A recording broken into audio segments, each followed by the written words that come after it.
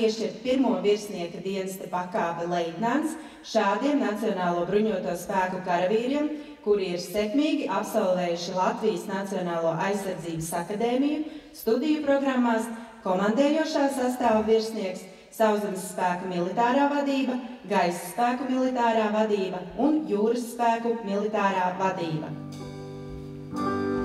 Zelta ugunīs, kalnā gali deg, balta jūrā apakšā.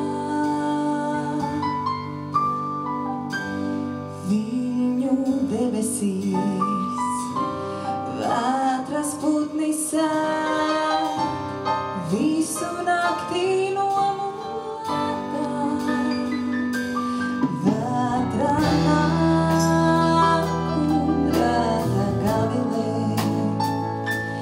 noskalojot ugunsātos apvāršņos.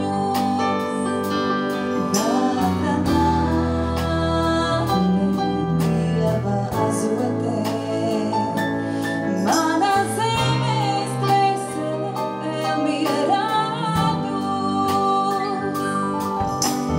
Tiežu gali lūs, smilgas galvu liec, akmens pierēs galvu rauds.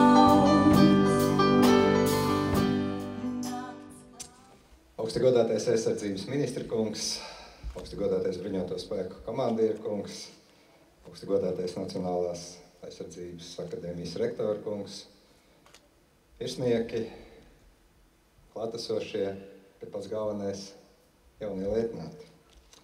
Šodien mēs tikko dzirdējām valsts prezidenta pavēli par leitnanta pakāpes piešķiršanu. Bet šķiet, ka, ja man būtu tā iespēja šodien dot vēl kādu pavēli, tad laikam man būtu jāsaka, pasmaidiet beidzot, jo viss tas trakākais ir beidzies.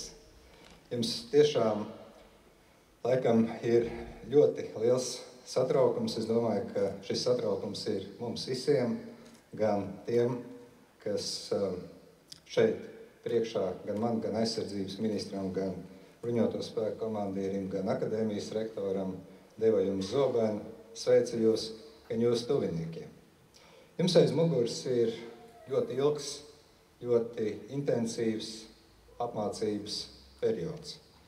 Jūs šeit Nacionālās aizsardzības akadēmijā apguvāt gan virsnieku pamatzināšanas, gan specialitāti, bet pats galvenais, jūs mācījāties atbildību, jūs mācījāties neapjukt krīzes situācijā, jūs mācījāties būt labi militārā dienesta profesionāļi. Un tas, ko mēs dzirdējām no aizsardzības akadēmijas rektora, akadēmija ir lepna ar jums, akadēmija priecājās par jums, un akadēmija nodod mūsu bruņotajiem spēkiem 21 sagatavotu, labi apmācītu virsnieku. Jūs šodien saņēmāt virsnieka zobenu, kas ir gan atbildības, gan goda, gan arī zināšanu simbols. Es jums novēlu jūsu dienestā uzņemties atbildību grūtos brīžos, nezaudēt dažreiz nepieciešamo humoru izjūtu, nezaudēt veselo saprātu un atcerēties, ka jūs no šodienas atbildat par mūsu valsts aizsardzību, par mūsu valsts drošību, par saviem padotajiem, par tiem uzdevumiem, ko jums uzdos jūsu komandieri. Bet šis ir arī brīdis, kurā teikt paldies, pirmkārt paldies jums par to, ka esat izvēlējušies šo ļoti sarežģīto un atbildīgo karavīru profesiju. Teikt paldies jūsu tuviniekiem, ģimenes locekļiem, kas jūs ir atbalstījuši un turpinās atbalstīt. Bet nekas jau nav beidzies. Pēc neilga gatavas brīža tas grūtais dienests tikai sākās. Un tas jūsu atbalsts jaunajiem virsniekiem būs varbūt vairāk vajadzīgs nekā jebkad agrāk.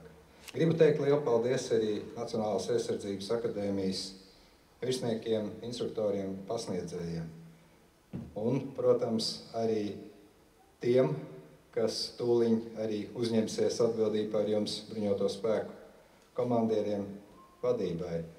Es domāju, ka jūsu rīcībā nonāk jauni virsnieki, motivējiet viņus, iedrošiniet viņus, palīdziet viņiem, un pilnīgi noteikti pēc kāda laika mūsu bruņoto spēku vadībā arī būs šie pagaidām jaunie leitnanti.